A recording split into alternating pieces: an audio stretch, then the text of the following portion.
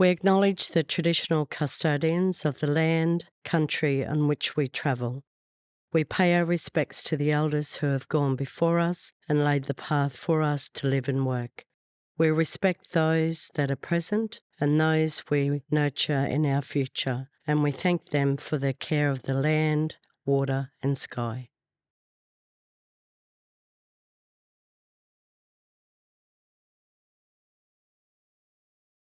Throughout southwest Queensland and New South Wales, we did a number of road trips capturing the attention of First Nations people.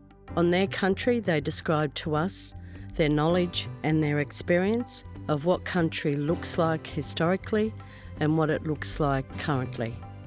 We also had the perspectives of culturally what this means for them. I'm Heidi Burns, and well, I just discovered that my grandmother was a Kunya person, so therefore I'm a Kunya person. This is Celmara in southwest Queensland. I'd like to acknowledge our elders, past and present, and I'd like to welcome you all here to Kunya country, and I hope you enjoy your time here. My name is Wendy McCullough. I am a Kunya descendant, and the Kunya people are the traditional owners of this area here in Cunnamulla. Raelene Waters, born and bred in St George. I'm a Gomeroi boy. So my name is Malcolm Burns, and I'm a Tabagao man. I'm from the Tabagao Wiradjuri people in central western New South Wales in Dubbo. The people that we have engaged across Queensland and New South Wales have indicated to us that they have a lot of sophisticated knowledge and experience when it comes to their ecosystems and what their country looks like according to climate change. We also know that they have associated much of the changes with the knowledge that has been recorded historically, but also having a greater understanding of what that knowledge and experience looks like in their communities currently.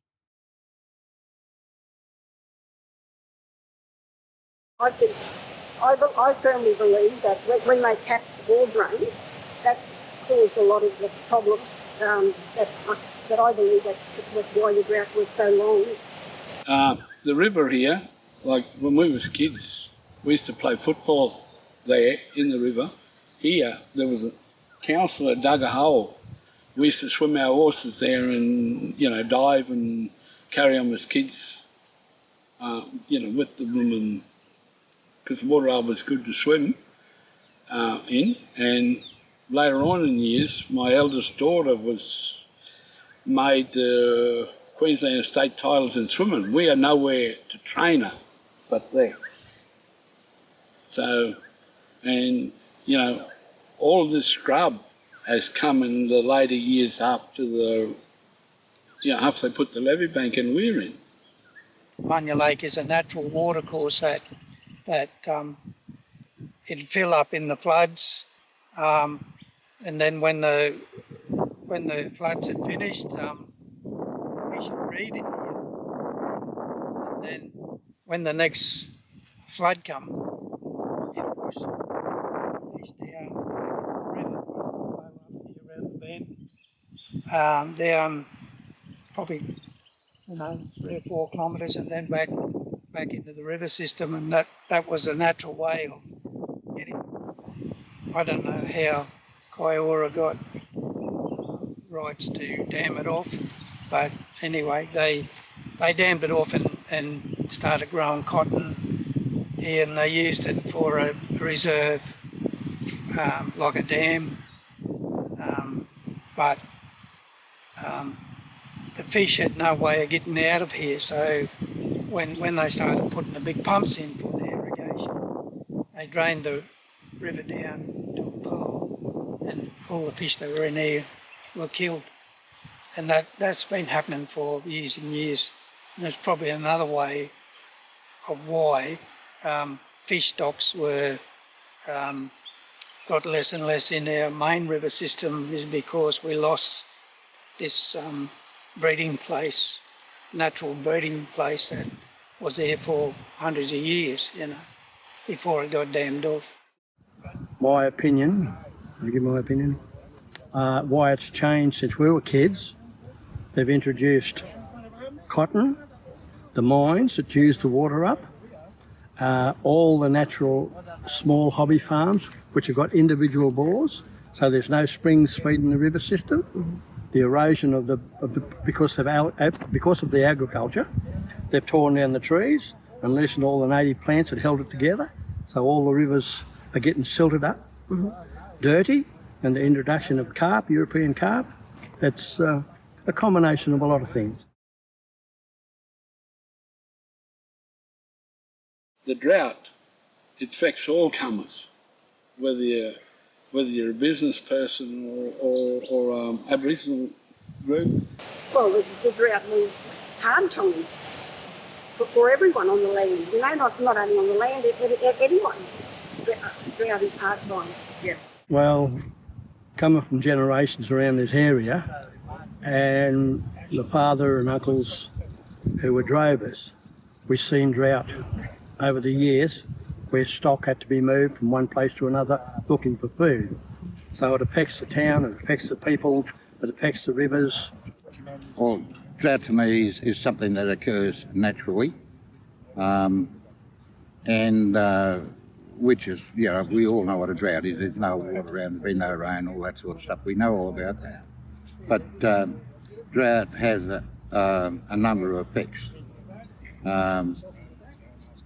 It affects the flow of our rivers, it affects the streams that feed the rivers, and it feeds all that. So in a drought, you normally have, whether it's 1, 5 or 10 years, there's a succession of movement within the population, and the population has to either endure or move themselves from the process. So in a lot of cases, drought actually removes people from the land, and that included black people as well, Aboriginal people, my mob. That included moving them off the land to where they would normally be. Uncle Dan, a traditional owner of Quenya people, spoke extensively about country and how it needs the time to recover, especially given the native grasses the opportunity to grow back and allow the country to rehabilitate back to its natural state. Well, The drought is man-made. People got too greedy.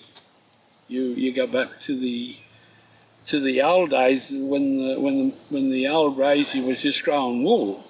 They made money, but the young fellas today, they want the dorper and all that meat sheep, so they can put them in the paddock, forget about them. Instead of say 5 sheep per acre, they put 10 to 15. So therefore, the drought, the soil erosions, sheep, cattle walking into water.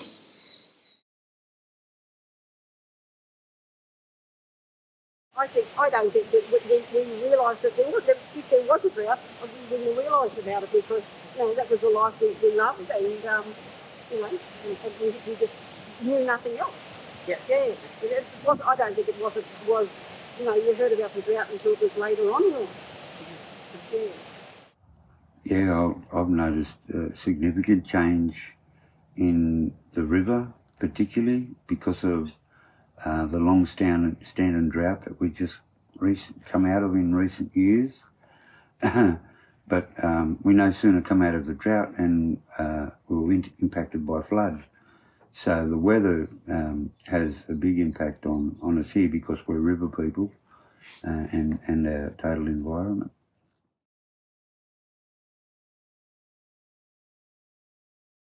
If there's a drought, well, we've never got much rain at all, and people live by the river, for their hunting and that, fishing and that, to get food and that, and when the rivers were not flowing at all, that stopped the food chain for them. Yeah. With the Quenya culture, they lived by three rules. The rules were protective, productive, and destruction. Okay, and they had to protect the land so there would be food for the animals, because they didn't have shops to go to, the old people, and the protected ones were was, you know, with they weren't allowed to kill any of the female species. So that you had that. Struck with, if you'd done the wrong thing, well, you were dealt with. The only impact it would have on our cultural practices is restricting access, I guess, through inclement weather, flooding, or if it's too dry to go into some areas. If there's no bush tucker there's no need to go into that area, and that's caused by a lack of rain.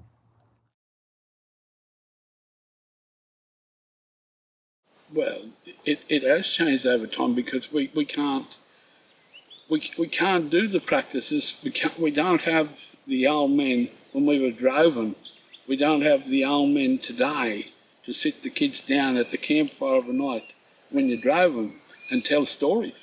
That's not there no more. It's all gone because times have changed. Yeah. The younger generation cannot experience the river the way we did because of, you know, when the drought finally broke because of the soil erosion and all that created stuff like today where kids can't swim, can't have a game in the river, you know, and it's all lost. That's why the kids get into mischief up here. They can't go fishing because they can't get into the river. Through the buybacks,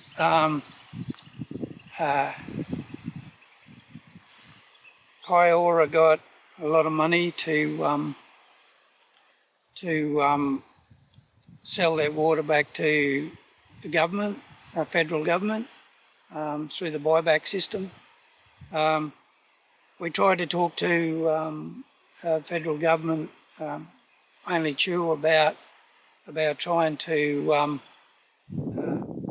get a project going in here to rehabilitate it. But we were very disappointed that that wasn't part of the buyback system. The money that they got for their water, they should have made those people rehabilitate the land back to how they found it, you know. So, but now Aboriginal people have been trying to get projects going here to rehabilitate this, and as you can see, nothing's been done here. So it's been a very frustrating and disappointing process. So that's a totally modified landscape. There's probably nothing out there that is like this. Even though it's natural, like we could say it's a natural setting, if you put that into a landscape classification system and said 10 or 1 being the purest it can be, absolutely pristine, and then you start looking down, and so if we took back pre-colonisation, what that landscape would look like, and compared to what it looks like now. Trying to promote the natural environment a little more as we deal with invasive species in plants and animals. That's one of the biggest ones for me, being a conservationist, is suppressing invasive non-native species.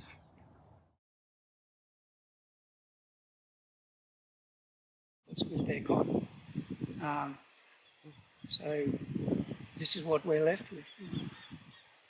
Through this process, word will get back, and let's get some projects going here. Respect and listen to what we have to say. You know, we like, it's hard to stand here and explain on camera, but if you walk through the bush, well, look, this is caused by soil erosion, you know, sheep, cattle, or whatever else coming into water, and this is a sacred part of the water where we used to water sheep, cattle, where the old people used to camp. But unless you walk through the bush and explain to people, you can't get it through properly. Yeah. You know? Come out on country before you make the big decisions and have a look. You know, talk to us. We have some answers. We don't have them all. No one has all the answers, but we have some answers. And when you're making decisions on country, you should be on country. So one of the key messages that we would like to deliver in this videos is that you must have a nurturing relationship, as this will broaden your understanding and awareness of cultural matters for all First Nations people. We also recognise and respect the cultures and the histories and the land and the experiences and perspectives of First Nations people. It is integral to have mutual respect that will strengthen the relationships that you have and that you don't have but you will have in the future, and provide more and better outcomes that relate to land and water management, simply based on the trust and the level of respect that you have with First Nations people.